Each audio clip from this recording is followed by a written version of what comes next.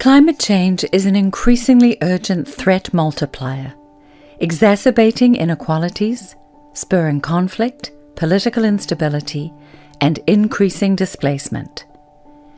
Women bear the brunt of climate change and its impact on physical health, livelihoods, food insecurity, and gender-based violence. United Nations agencies, the World Economic Forum, the Interparliamentary Union, and civil society have all urgently called for gender-responsive action to the climate crisis. We cannot avert climate-induced catastrophe or meet climate goals without women. In fact, women have been at the forefront of climate change since Eunice Newton-Foote was the first scientist to discover the link between increased CO2 in the atmosphere and planetary warming, way back in 1856.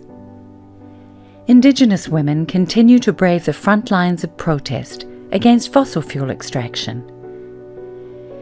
Young women and girls lead by example and have galvanized millions around the world through Fridays for Future's school strikes, community groups, and activism to draw attention to the rapidly worsening climate crisis.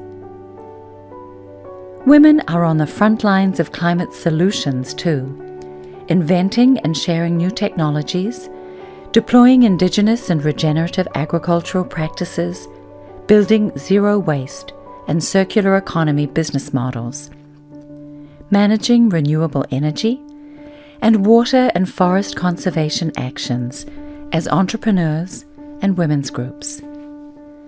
As Melinda Gates says, women are not just victims of a broken world. They can be architects of a better one. This is why we need gender-responsive climate action. There's a global framework already in place. At COP25 of the United Nations Framework Convention on Climate Change, held in 2019, parties agreed on a 5-year Enhanced Lima Work Programme on Gender and its Gender Action Plan. It aims to enhance women's leadership in climate negotiations and to mainstream gender equality in climate policies and actions.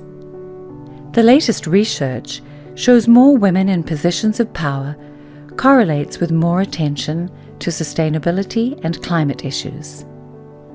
But in both national delegations and the UN Framework Convention on Climate Change bodies, women are still significantly underrepresented in decision-making.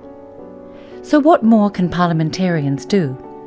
First, advocate, support implementation of the Lima Gender Action Plan, and call on your country to integrate gender equality into national climate policies.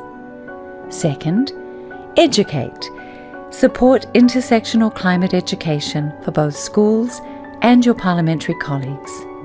Third, promote, call for women's full, equal and meaningful participation in climate leadership at all levels. And finally, act, be a role model by starting or joining a parliamentary working group to promote gender-responsive climate action.